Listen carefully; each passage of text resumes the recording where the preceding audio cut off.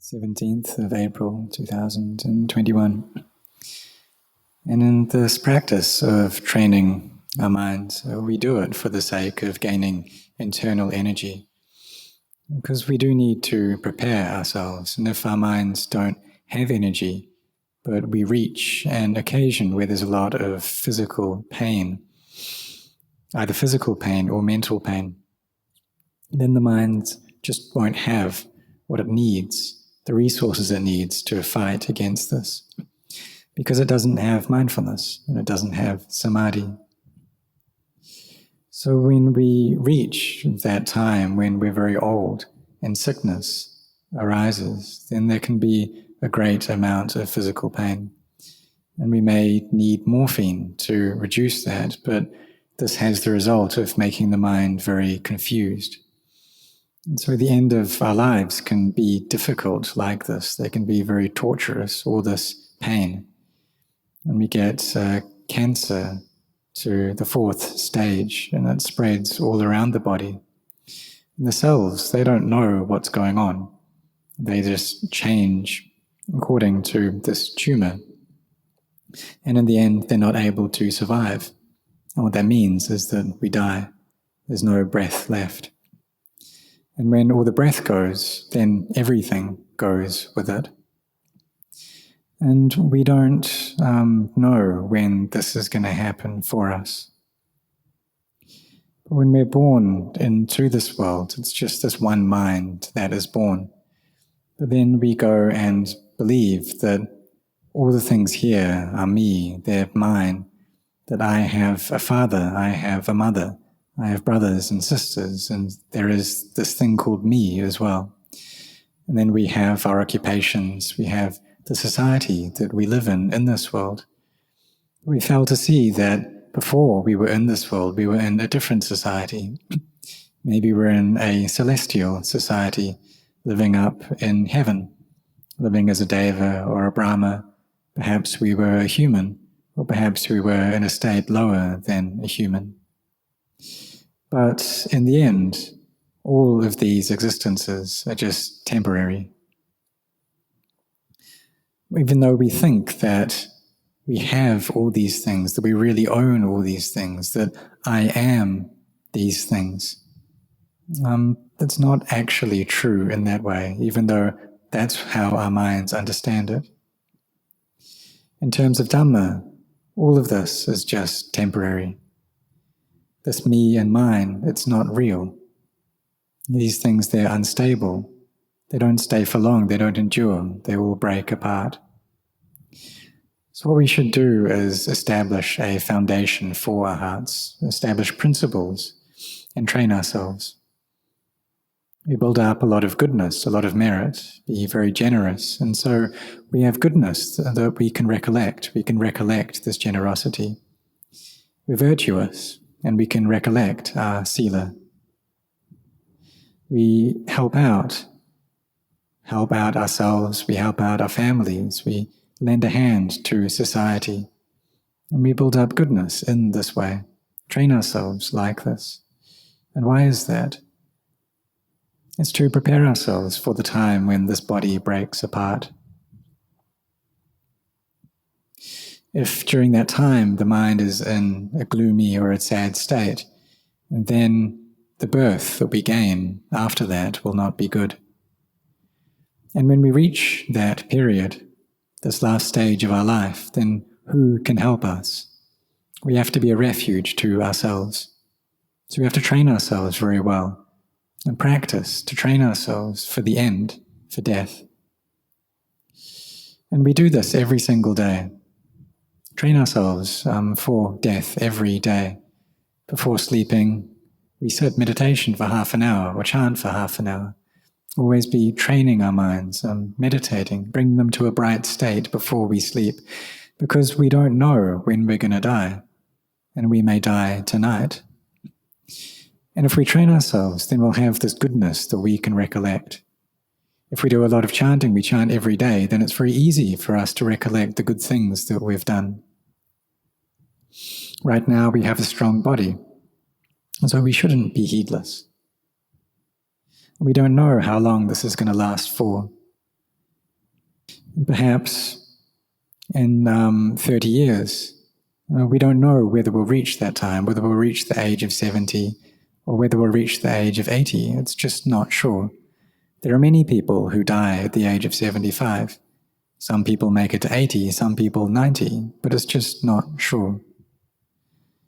We don't know when the sickness is going to arise. And when, for some people, when they get ill and then they die, and they get separated from everything, even though those people may have had all of the things here on earth that they desired. They had a lot of wealth and such things. But everyone has to be separated from these things. We don't live long in this world. They don't stay with us for long. So we need to train our minds in preparation for this. A good way of doing this is to recollect the virtues of the Buddha, and so joy can arise in the heart. And we have this good opportunity now to recollect the Buddha, the Dhamma, the Sangha. Even though we haven't been born in time to meet the physical body of the Buddha, but still we have this deep appreciation and gratitude for his teachings, for his Dhamma. And so we can recollect that, or recollect his great disciples, such as Venerable Ananda. Perhaps we have a lot of faith in Venerable Ananda, and when we think about him, then a lot of joy comes into our heart. And we can think about how sincere he was in taking care of the Buddha and attending to the Buddha, and his great memory that he put to such good use through memorizing all of the suttas, the Buddha's teachings. And when we think about him in this way, then our hearts can fill up with joy. Or perhaps we may have faith in Venerable Sariputta or Venerable Mahamoggallana or some of the other great disciples. And so we can think about them, recollect them. Or like Venerable Mahakassapa, we can think about how frugal he was, how content he was with just very little things, and how ascetic his life was as well. When we think about this, then we can get a lot of joy in our hearts that he wasn't attached to things in this world. He wasn't attached to any family lineage. And he established this Tudanga tradition, this tradition of forest asceticism, which has been passed down to Lumpur Man and Lumpur Cha. This meditation lineage, we received that from Venerable Mahakassapa. So when we think about this, then a lot of joy can come up in the heart, thinking about his goodness, thinking about his virtuous qualities. And so we should do this a lot. Like when we chant, what we're doing is recollecting the virtues of the Buddha, the Dhamma, and the Noble Sangha. And there's a lot of merit in doing this. Like how we can think when we listen to the teachings of the Buddha that there were those disciples of his who listened to these teachings firsthand. They were right there. And we can anumodana, we can express the joy that we find in their goodness and them listening directly to these teachings of the Buddha. So when we train ourselves in this way very frequently, recollecting goodness like this, then a great fullness can come into the heart, which leads on to inner peace, which leads on to samadhi. And this act of chanting the virtues of the Buddha 108 times brings great benefit to it. You can go through this 5 times or 10 times. And this is what the great teachers have told us, that chanting the recollections of the Buddha, the Dhamma, the Sangha, this brings us huge amounts of benefit, something that brings us peace, something we should do very frequently. And when we do this, then when we reach a stage in our lives where we receive a lot of physical pain, then that agonizing pain can reduce. Or if it's just a little bit of pain that we're feeling, then it can go away completely. But when we reach the time when the body breaks apart, we must see that this is something that's just natural, that it has to be this way. And then we bring our hearts to recollect and think about this chanting, that it's stuck there within our memory.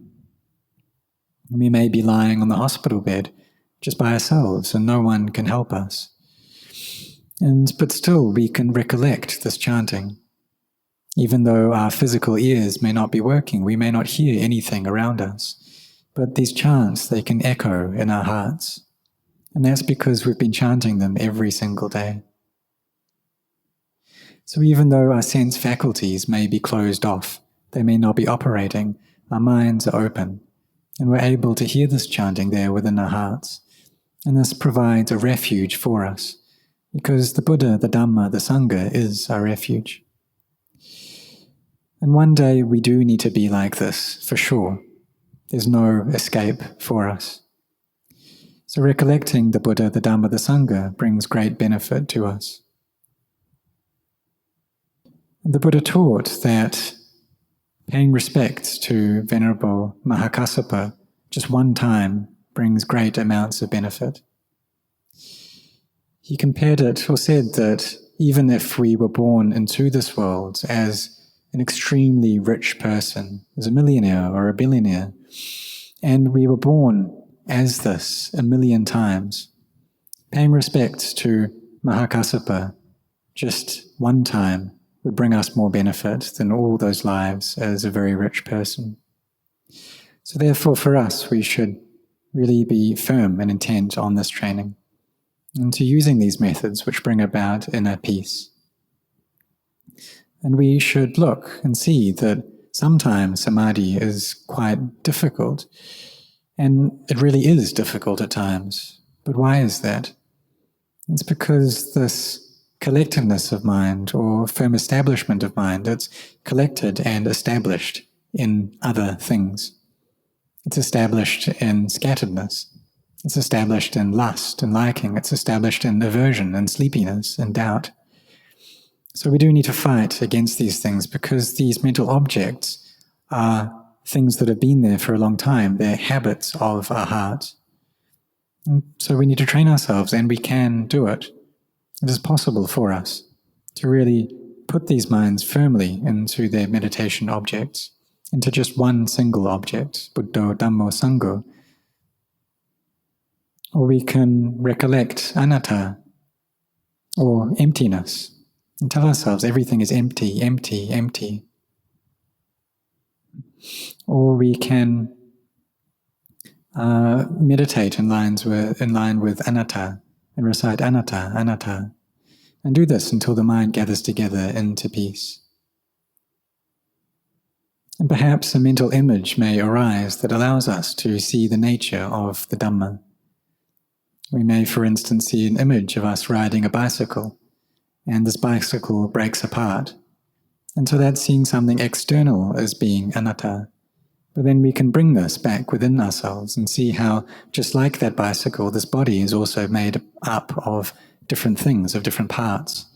And these all separate out, and we see the not-self there within it. And in doing this, we see the Dhamma. And wisdom fills up here at this point, that sila, samadhi, and panya, they all come together. And we understand clearly that these things that we once took to be me and mine, they're not actually me and mine. And our faith becomes firm through seeing into this truth. We see that all lives must end in death, and that the fires of greed, hatred, and delusion are burning us constantly. And by perceiving this, we won't be heedless. And we see how, for myself, I hear of news of people who are old, who are in pain, and who are dying or have died. And I hear this every single day. There are people who get in contact with me and tell me about relatives or other people who are going through these things. And this is something that I listen to, I hear every single day. So we see that these things are not sure. Our life is not sure. And before, maybe 40 years ago, if we had known that at the age of 70 we'd get cancer, we would die, then the thought would come up that I need to do more than what I'm doing now. I really do need to train myself more than this. Because we see that we do need to die, and through recollecting death, then we can bring up heedfulness.